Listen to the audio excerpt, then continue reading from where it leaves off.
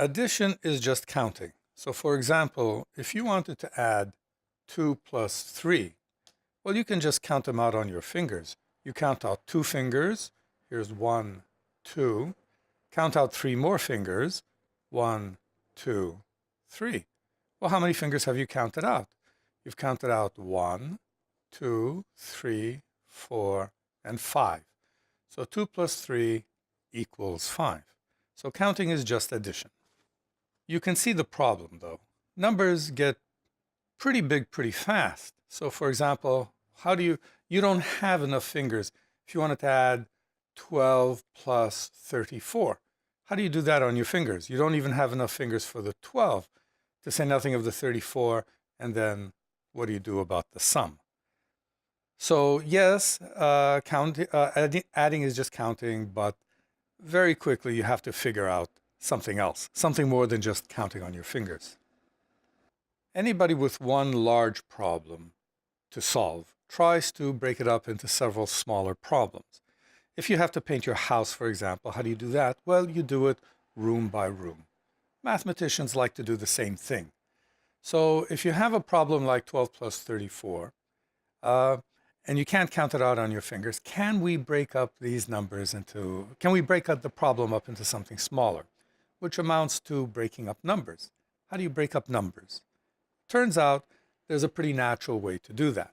So we break up numbers along their digits. So the number 12, for example, well, what does the 1 mean and the 2 mean? I hope you already know this. The number 12 is 10 plus 2. And the same with the number 34. This is 30 plus 4. So what we have then, when we're doing 12 plus 34, what we really have is 10 plus 2 plus 30 plus 4. And you can start adding up the numbers in various patterns that make things easier. But ultimately, what we want to do is organize our work on paper. We know we're adding 10 plus 30 plus 2 plus 4.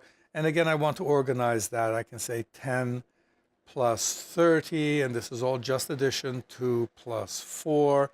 And I do it like this. So here's the 10 plus 30, 40, 4 plus 2, 6, and my answer is 46. So that looks pretty good. Can I do better? Let's look again at the problem 12 plus 34. So what I said was we'll do it as 10 plus 30, right? The 10s over the 10s, and this is all just addition after all. 2 plus 4. And maybe you notice that, I hope you notice, that there are natural columns. This is like this, right? This is the 10s column, this is the 1s column. And so we're adding column by column. And since we have a table forming up here with table headings. And so what happens here, let me do this again. We have the 10s column and the 1s column. And this 10 says I have one of these, and this 2 says I have two of these, right? Because the table is taking care of place value for us. So this is what the number 12 looks like in a column. And then, of course, the number 34, right? 3 10s and 4 1s. And the interesting thing about this table, right? So first of all, we've taken our numbers and we've broken them up into bite-sized pieces. And because we have these column headings, what happens now is that we have reduced these numbers all small enough really to be counting on fingers. So we have 3 plus 1, 4, 4 plus 2, 6. So you need fingers on 2 hands here. And this is our number now, 46. So it really feels like we're on to something. So maybe a small problem like 12 plus 34, this seems like a lot of fuss, but probably you can sense what's coming. What if we have a much larger number? Let's try something else. Suppose we're trying to add up the numbers 123 plus 456. Again, you can see, so this is one large problem. We want to break it up. So initially we think, well, this is 100 plus 20 plus 3 plus 400 plus 50 plus 6. But you know where this is going. What we really want to do is set up our table. Here's the hundreds column, the tens column, the ones column. 123 looks like this. 1, 2, 3, 456, right? This is column addition. Doesn't matter which way you do it, right? So 6 plus 3, 9, 7, 5. And so we've taken this one large problem and we've broken it up into 3 small problems that you can practically do on your fingers. So that was nice. Let's try an even larger problem. So let's try this much larger problem. Suppose we have the problem 1, 2, 3, 4 plus 5, 6, 7, 8 plus 9, 0, 1, 2. In other words, 1,234 plus 5,678 plus 9,012. Now, these numbers are in the thousands, but I have a hunch they're going to get pretty big. So I'm going to start my table like this. Here's 10,000, 1,000, 100, 10, and 1. And now I'm going to put my numbers into the table. 1,234 looks like this. 1, 2, 3, 4. And then the next number, 5, 6, 7, 8. And then 9, 0, 1, 2. And I'm going to add column by column. I'm going to start with the ones column this way. Remember, these are just titles up here. These are not part of the addition, right?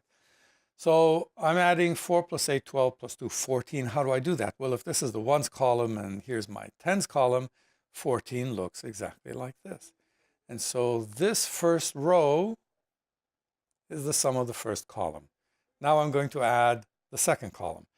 Now, so I know this is really 30 plus 70 plus 10, but I'm thinking of this because this looks like a 3, right? So I'm thinking of this as my new ones column. I've shifted over to the left. This is my new ones column. So in a sense, I can count on my fingers again, right? 3 plus 7, 10 plus 1, 11. Well, if this is my new ones column, here's what 11 looks like, right? And this is the second row is the sum of my second column. Of course, you know that this is really 30 plus 70 plus 10. The real sum is 110, but we don't have to worry about that 0 because the table takes care of that for us. It's very lovely. Now, again, I'm going to shift over 1. I'm going to shift over here. I'm thinking of this as, we know that this is the hundreds column, but I'm thinking of this as my new ones column. So again, I can count on my fingers. 2 plus 6, 8. And this third row is now the sum of my third column. And of course, again, this is 800, right? But one more time, I don't need to worry about those zeros because the table takes care of positions for us. Finally, one more shift to the left. 10 plus 5, 15. Oh, so hold on, like this. Now again, this is my new ones column, so 15 looks like this. And I don't have to worry about the zeros in all the other places. So here I have a sequence of what I might call partial sums. This is the sum of column 1, sum of column 2, sum of column 3, sum of column 4. And so now I add them all together. Again, these blank spaces are just zeros. So I add. So I have here 4, 2, 9, 5, and 1. You've seen this before. Let me prove it. Maybe you don't realize it, but you've seen this before. Let me prove this to you. 4, 2, there we go. The way you've been doing numbers like this, you've been doing it something like this. You said 1, 2, 3, 4, 5, 6, 7, 8. This is a 5 here. Sorry for my bad handwriting. 9, 0, 1, 2. What you've been doing is something like 8 plus 4, 12 plus 2, 14, 4, carry the 1. Because what's going on here, this is just a shortcut. I have nothing against shortcuts, but you should know what's happening, what's really happening underneath, and then you can understand the short. In other words, you should know the math, and then you do the shortcuts, no problem.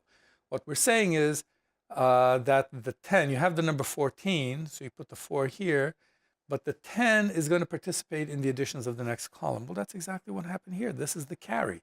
And so this now adds in, this is what we do here, right? We add it into the addition of the second column.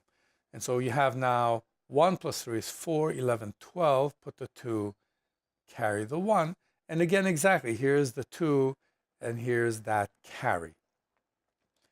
So in fact, you've been doing, what you see here in the table is what you've been doing all your life, possibly unbeknownst to yourself, because you've been using this shortcut. What is this carry? Now you see what's going on. So this is how we do, this is what's really happening in addition.